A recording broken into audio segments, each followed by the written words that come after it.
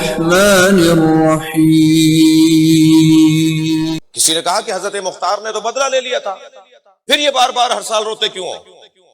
شہدائے کربلا کا ہو مختار ثقفی رضی اللہ تعالی عنہ نے بدلہ لے لیا تھا، تو پھر یہ ہر سال عزاداری کیسی، پھر ہر سال یہ ماتم کیسا؟ تو عزیزان گرامی، میرے مولا امام رضا علیہ السلام کا جواب ہے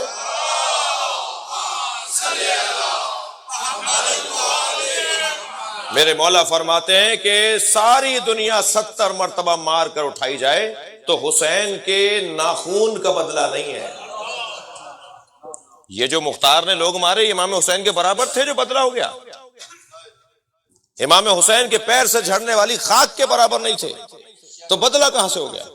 بدلہ تو یہ ہوتا کہ جیسا تھے ایسے مار دیا، ایسے تو تھے ہی نہیں کوئی ایسا جو بدلہ ہو جائے گا۔ بدلہ نہیں ہوا ہے، وہ اس وقت کے شیعوں کو، اس وقت کے محبوں کو حوصلہ دیا تھا مختار نے، ہمت بندھائی تھی کہ ڈرو نہیں گھبراؤ نہیں، جینے کا موقع دیا تھا، سانس لینے کا موقع دیا تھا۔ وہ جو گھٹن کا شکار تھے، صلوات پڑھ لیں ذرا محمد و آلہ۔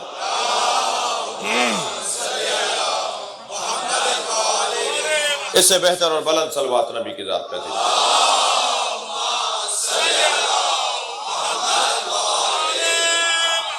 لہذا عزیزان گرامی، اس فرش عزا پر بیٹھنے کا ایک بڑا مقصد، کسی طرح میں جہاں ہوں وہاں سے ایک قدم آگے آ جاؤں، میری معرفت جو کل تک تھی وہ آج بہتر ہو جائے، میں اب تک جیسا سوچتا تھا اس سے اچھا سوچنے لگوں، میرا قد اونچا ہونا شروع ہو جائے، میری فکر بلند ہونا شروع ہو جائے، میری معلومات میں اضافہ ہوگا تو خود بخود میرے کردار میں بھی تبدیلی آئے گی، اور الحمدللہ یہ عمل مسلسل ہے، مسلسل جاری و ساری ہے۔ دنیا میں ہے ہم بہت کم خاص طور پر، اور ورنہ اگر اس کمی کی کیفیت میں بھی دیکھیں تو بہت سو سے بہتر اس لیے ہیں کہ ہم دیکھنے کا ہمارا زاویہ کچھ اور ہے۔ چپتے ہوئے جملے، چٹکیاں جو ہمیں بھری جاتی ہیں ان سب کو نظر انداز فرمائیے، اور اپنا کام جاری رکھنے کا اعادہ فرماتے رہیے، اور اپنا کام ایسے ہی جاری رہے۔ اور کوئی کام بھی جو بغیر اہتمام کے کیا جاتا ہے وہ مطلوب نہیں ہوتا، اگر مطلوب ہوتا ہے تو اہتمام ہوتا ہے، اہتمام نہیں ہوتا تو مطلوب نہیں ہے۔ پھر ہمیں اگر امام حسین کی عزاداری مطلوب ہے تو ہمیں اہتمام کرنا پڑے گا، اور جتنا اہتمام بڑھائیں گے اتنی توجہ بڑھے گی، اور جتنی توجہ بڑھے گی اتنا ہی حسینیت بڑھے گی۔ امام حسین علیہ السلام کے مزار پر اگر سونے کی اینٹیں لگی ہوئی ہیں، اور سونے کی اور چاندی کی اور وائٹ گولڈ اور فلاں ہیرے لگے ہوئے ہیں اگر امام حسین کے مزار پر، تو وہ اس لیے نہیں کہ وہ کوئی معاذاللہ کوئی فضول خرچی ہے، نہیں، اہتمام ہے۔ صلوات پڑھنے ذرا محمد و آل محمد پر۔ جی، اور جتنا آپ اہتمام بڑھائیں گے، جتنا ایک صاحب کہنے لگے جی اتنا زیادہ پیسہ وہاں لگایا ہوا ہے، سارے سونے کو ہٹائیے، دنیا کے یتیموں بیواؤں میں دے دیجئے۔ میں نے کہا جی آپ ہیں کون؟ کہا نہیں فلاں ہوں۔ میں نے کہا پھر خانہ کعبہ کا اتنے کروڑوں ڈالر کا غلاف کیوں بنتا ہے؟ وہاں تو نہ کسی کا مزار ہے بقول آپ کے، نہ کوئی ایسی چیز ہے کہ اللہ کا گھر ہے، اتنا مہنگا غلاف سونے سے تاروں سے بنا کر کیوں لگایا جاتا ہے؟ فضول خرچی ہے تو معاذاللہ وہ بھی ہے، نہ وہ فضول خرچی ہے نہ یہ فضول خرچی ہے۔ صلوات پڑھیں ذرا محمد و آل محمد۔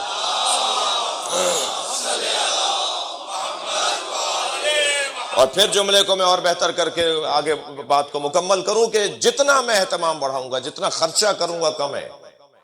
میرے اپنے گھر سے اچھا گھر مولا کا ہونا چاہیے، میرے اپنے گھر سے زیادہ مہنگا اور اچھا گھر امام حسین کا ہونا چاہیے۔ جی، کسی طرح سے کوئی نیاز نظر میں کمی نہیں ہے ہمارے پاس، نہ ہی ہونی چاہیے۔ میں خود 16-17 فلاحی ادارے چلا رہا ہوں، مجھ جیسے لوگ تو مانگنے کا مزاج رکھتے ہیں، اور الحمدللہ میرا نام شہنشاہ ہے، مانگنے کی عادت ہی نہیں ہے۔ جی، تو الحمدللہ، لہٰذا مجھ جیسے لوگ تو کہتے ہیں جی ہمارے فلاں ہاسپٹل کو دے دیں، ہم نے فلاں جگہ ہاسپٹل بنایا، ہم نے فلاں جگہ اسکول بنایا ہے۔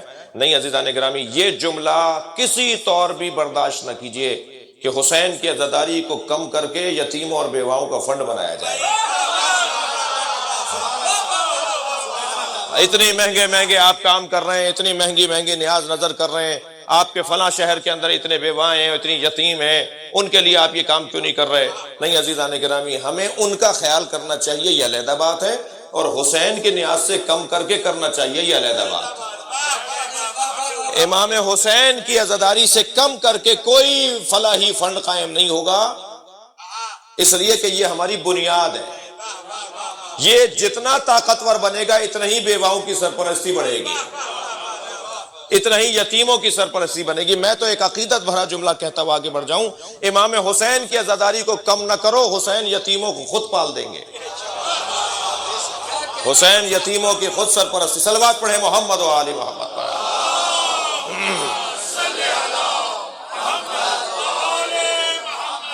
الحمدللہ عزیزان گرامی، یہ جگہ سے مراد عزاداری، امام حسین کا گھر، فرش عزا امام حسین، یہ ایک حرارت کا کام انجام دیتی ہے۔ اور ہماری تو کیفیت یہ ہے کہ ہمیں تو مولا نے یہ بھی فرما دیا کہ اگر غم دنیا تمہیں گھیرنے لگے تو خبردار غم دنیا میں نہ رونا، فَابْكِ لِلْحُسَيْن، حسین پر رونا۔ اور اب الحمدللہ بہت ساری الجھنیں دور ہو رہی ہیں، یہ آپ کی محنتوں کی وجہ سے، آپ کی مسلسل قربانیوں کی وجہ سے۔ آپ نے جو جہاد کیا، بزرگوں سے لے کر اب تک آپ مسلسل عزاداری میں وقت لگا رہے ہیں، خرچہ کر رہے ہیں، جان دے رہے ہیں، اپنا پیسہ لگا رہے ہیں۔ جی یہ حلقے میں لگ کے جو ماتم آپ کرتے ہیں نا، بعض لوگوں کو اس کو سمجھنے کی ضرورت ہے، اس کے اپنے اثرات ہیں۔ یہ جب آپ اونچی آواز میں روتے ہیں نا، اس کے اپنے نتیجے ہیں۔ یہ مسلسل یہ جو عزاداری، یہ کالے کپڑے، یہ سب جو ہم نے مدتوں سے، صدیوں سے کرتے آ رہے ہیں نا، اس کے نتیجے نکلنا شروع ہو گئے ہیں۔ مجھے تو امام کے ظہور کی خوشبو بھی آ رہی ہے، اس لیے کہ جب امام ظہور فرمائیں گے تو حقائق روشن ہوں گے۔ الحمدللہ حقائق روشن ہونا شروع ہو گئے ہیں۔ وہ والی بحثیں اب آہستہ آہستہ پرانی ہوتی جا رہی ہیں کہ مولا بولیں یا نہ بولیں، یہ بحث اب ختم ہوتی جا رہی ہے کہ رونا حسین پر سنت ہے یا بدعت ہے، یہ چیزیں اب حل ہو رہی ہیں۔ ہم نہیں بدلے، ہماری کشتی کہیں ڈوبی نہیں، ہم تو تانے سنتے رہے، تماچے کھاتے رہے، بم دھماکوں کا شکار ہوتے رہے، ٹارگٹ کلنگ کا شکار ہوتے رہے۔ جی ہم تو چپتے ہوئے جملے سنتے رہے، دل آزاریاں اپنی برداشت کرتے رہے، وقت گزار دیا ہم نے۔ لیکن الحمدللہ ایک بہت بڑا طبقہ آج متوجہ ہو رہا ہے کہ امام حسین پہ رونا بدعت نہیں ہے، سنت ہے۔ الحمدللہ میں ان علماء کو بھی آفرین بولوں گا جو ہمارے اس خطے کے علماء ہیں، جنہوں نے یعنی غیر شیعہ علماء ہیں، انہوں نے باقاعدہ ان باتوں کو بہت واضح انداز سے کہنا شروع کیا ہے۔ اس کے پیچھے ان کی محنت نہیں ہے، آپ کی مسلسل ماتمداری ہے، مسلسل آپ کا جو گریہ ہے اور عزاداری ہے نا، اس نے بار بار دروازہ بجانے کا کام کیا ہے۔